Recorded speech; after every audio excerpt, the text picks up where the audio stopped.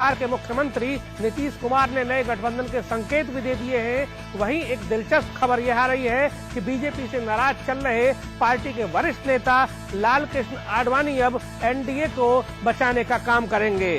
खबर है कि उन्होंने जेडीयू के अध्यक्ष शरद यादव से भी बातचीत की है। लालकृष्ण आडवाणी ने नीतीश कुमार और शरद यादव से फोन पर बात की है। बताया जा रहा है कि आडवाणी ने नीतीश के अलावा शरद यादव से भी आग्रह किया है कि वे एनडीए से अलग ना हो। शरद यादव नीतीश की तरफ से इस मामले पर कोई प्रतिक्रिया नहीं आई है, लेकिन जेडीयू के सांसद और महासचिव केसी त्यागी ने कहा है कि आडवाणी की अपील पर हम पार्टी में चर्चा करेंगे। हालांकि पार्टी के बड़े नेताओं ने आडवाणी के आग्रह को मानने में असमर्थता जताई है। बीजेपी और जनता दल यू के संबंधों को लेकर तेजी से बदलते घटनाक्रम के बीच नीतीश कुमार का संदेश लेकर जेडीयू के महासचिव केसी त्यागी ममता बनर्जी से मिले हैं। पश्चिम बंगाल की मुख्यमंत्री ममता बनर्जी ने भी कहा है कि नीतीश कुमार को साथ लेकर एक नया फेडरल फ्रंट बनाया जा सकता है। इस बीच जनता दल यू के अध्यक्ष शरद यादव ने कहा है कि बीजेपी को लेकर उनके बारे में और एनडीए के घटक में वो रहेंगे कि नहीं, इसको लेकर पार्टी की मीटिंग में तय होगा। अभी किसी को पार्टी के किसी नेता के बयान पर जाकर कोई अर्थ नहीं निकालना चाहिए। अमित शाह ने आज लखनऊ का पहला दौरा किया और अपने आप को राजनीति का पुरोधा कहने वाला भाजपाइयों का एक समूह प्रदेश कार्यालय से नदारद रहा। अमित शाह ने आज लखनऊ का पहला दौरा किया और इस मौके पे बड़े भाजपाई नदारद रहे। मतलब साफ, दिल्ली में कोप भवन जाने की जो शुरुआत आडवाणी ने की थी, वो उत्तर प्रदेश में कद्दावर भाजपा के नेता भी कर रहे हैं। और आज की बैठक में अमित शाह ने कहा कि 26 से भाजपा जेल भरो आंदोलन की शुरुआत करेगी और भाजपा अपनी आर्थिक स्थिति को सुदृढ़ करने के लिए पार्टी के सदस्यों से चंदा लेगी, जो चंदा कम से कम 5,000 का होगा। और जिन सदस्यों की माली स्थिति में पार्टी के चलते भारी इजाफा हुआ है, उनसे चंदा बढ़ के लिया जाएगा।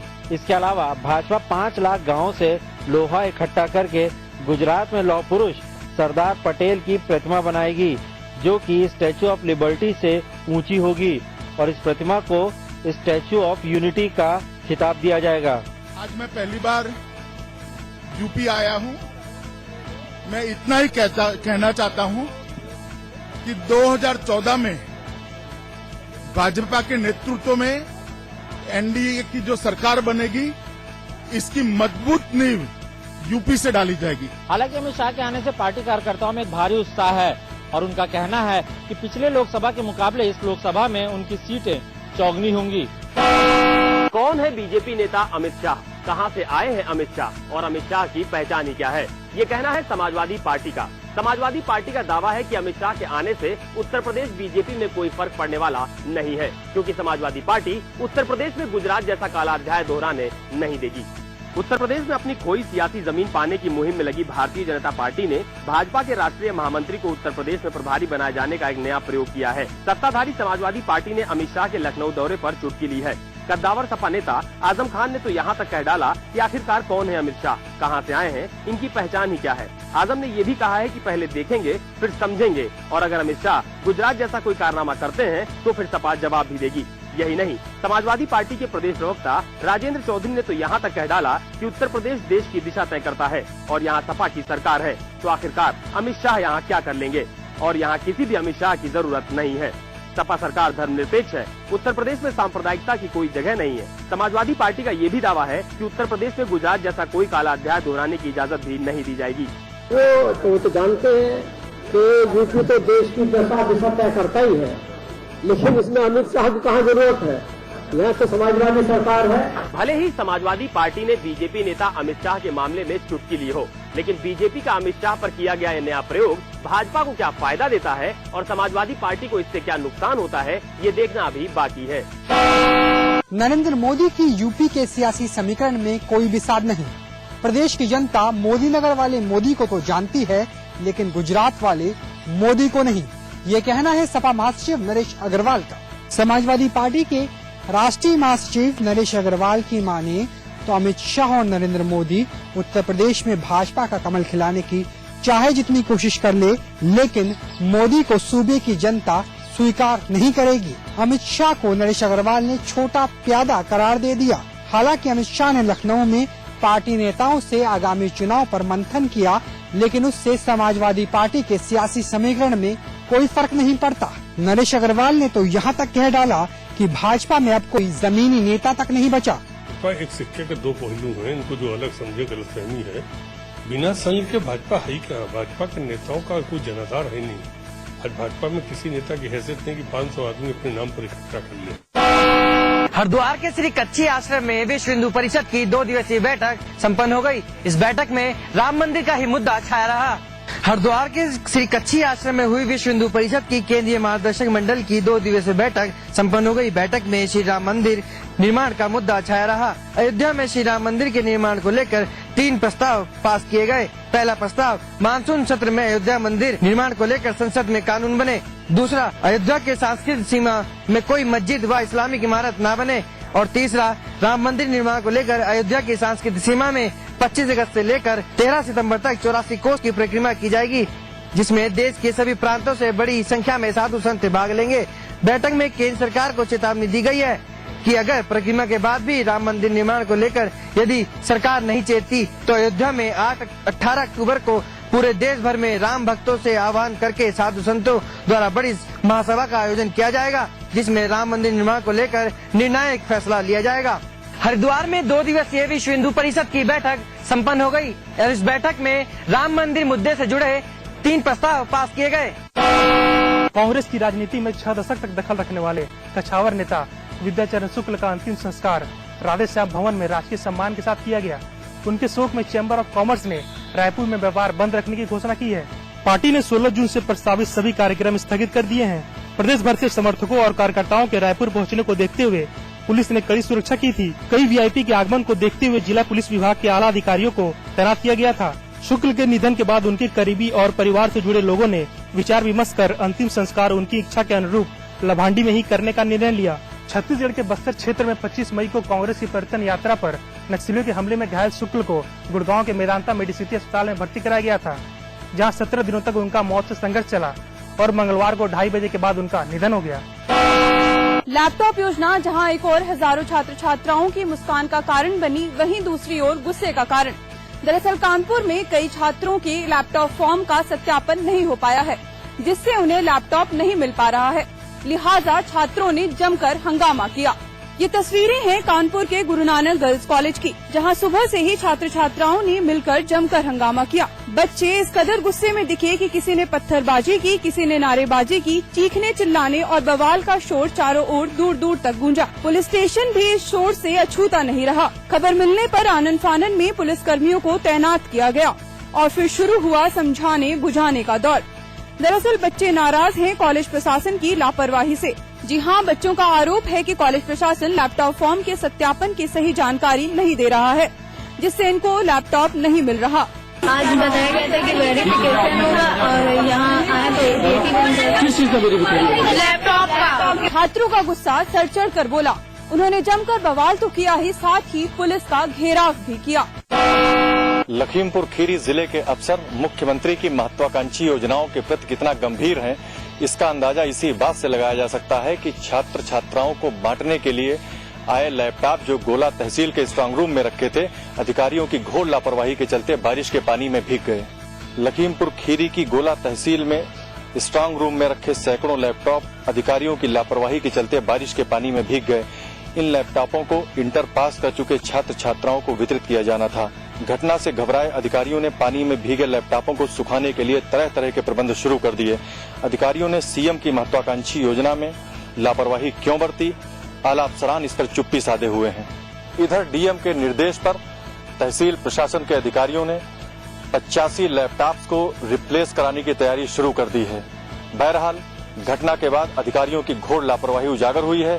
इसके लिए जिम्मेदार कौन होगा और उसे क्या दंड दिया जाएगा, ये आने वाला समय ही बताएगा। आगरा में आज कांग्रेस की महिला मोर्चा संगठन की महिलाओं ने एक बिजली की निजी कंपनी की ऑफिस में जमकर तोड़फोड़ कर हंगामा किया और चौकीदार के मुंह पे कालिक भी पोत डाली। आगरा में बिजली कटौती को लेकर आज कांग्रेस महिला कार्यकर्ताओं ने सेंट पीटर संजय पैलेस स्थित टोरेंट ऑफिस पर जमकर हंगामा काटा।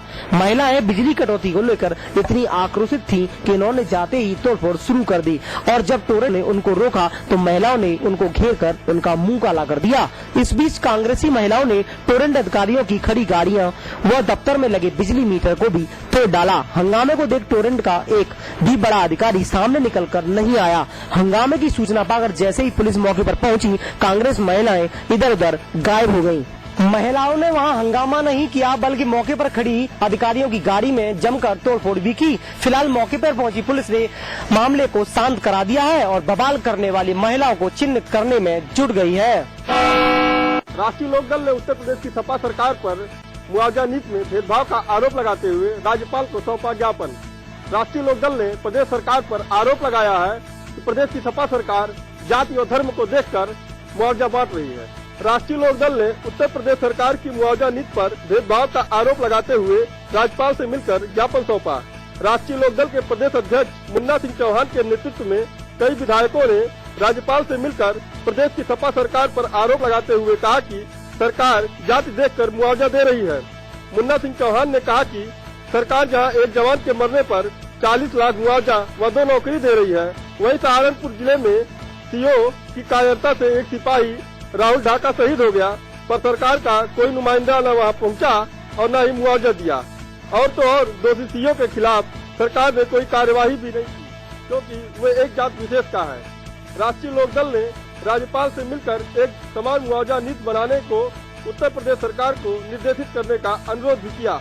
आपको याद होगा कि उत्तर प्रदेश की सपा सरकार द्वारा मुआवजा नीति में भेदभाव को लेकर समाचार प्लस ने इस मुद्दे को जोर शोर से उठाया था। उत्तर प्रदेश में बिगड़ते ट्रैफिक के हालातों के चलते आज डीजीपी डीआर नागर ने पुलिस के आला अधिकारियों समेत नगर निगम और परिवहन निगम के अधिकारियों के साथ बैठक की। उत्तर प्रदेश में बिगड़ती ट्रैफिक व्यवस्था के चलते आज डीजीपी डीआर नागर ने बैठक की। इस बैठक में जहां ट्रैफिक और पुलिस विभाग के आला अधिकारी मौजूद थे, वहीं नगर निगम और परिवहन निगम के भी कई आला अधिकारी इस बैठक में शिरकत कर रहे थे। जहां इस बैठक में ट्रैफिक व्यवस्था और उससे होने वाली आम जनता को परेशानियों पर बातचीत की गई और साथ ही उन्हें सुधारने पर कई लोगों ने अपने सुझाव भी पेश किए।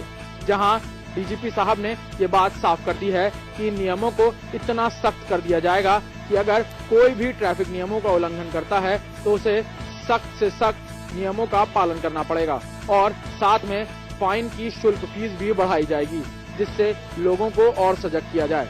साथ ही उन्होंने अन्य विभागों के अधिकारियों को भी ये आदेश दिया है कि वो ट्रैफिक नियमों का प्रचार प्रसार करें और उसे आम जनता तक ले जाएं। जहां इस बैठक में डीजीपी साहब ने आला अधिकारियों को निर्देश दिए हैं कि वो आम जनता को ट्रैफिक नियमों को समझाएं और साथ ही आम जनता से भी ये अनुरोध किया है कि वो ट्रैफिक नियमों का पालन करें। उत्तराखंड में तमाम सरकारी महकमों के मुलाजिम हड़ताल करके अपनी मांगे मनवा लेते हैं, लेकिन सूबे में एक ऐसा भी तबका है जिसकी हाईकोर्ट के ऑर्डर के बाद भी मांग पूरी नहीं हो पा रही है। दरअसल पुलिस महकमे के चतुर्सैनिक कर्मचारियों के एक्स्ट्रा वेतन के बाबत हाईकोर्ट ने निर्णय दिया था, लेकिन अभी तक नियमावली नहीं बन पाई है। जी हां, उत्तराखंड के पुलिस विभाग में चतुर्सैनिक कर्मचारी फॉलोअर के तौर पर न सिर्फ दफ्तर में बल्कि पुलिस अफसरों के घर पर भी काम करते हैं। सभी जानते हैं कि उनको 12 से लेकर 16 घंटे तक की नौकरी करनी पड़ती है और कई बार उनको छुट्टी के भी लाले पड़ जाते हैं। ये कर्मचारी लंबे समय से अतिरिक्त वेतन की मांग कर रहे हैं। उसके पीछे तर्क ये है कि वर्दीधारी पुलिसकर्मी और लिपि के कार्य करने वाले पुलिसकर्मियों को ऐसा मिलता है। चतुर्थ श्रेणी कर्मियों ने बाकायदा इस अपनी मांग को लेकर हाईकोर्ट में रिट दायर की थी, जिस पर एकल पीठ ने फैसला सुनाते हुए सरकार को नियमावली बनाने के आदेश दिए थे, लेकिन अभी तक ऐसा नहीं हो पाया है। डीजीपी सत्यव्रत का कहना है कि उन्होंने अपनी सिफारिशें गृह मंत्रालय को भेज दी हैं, लेकिन अभी तक सरकार ने भी कोई इस पर फैसला नहीं लिया है।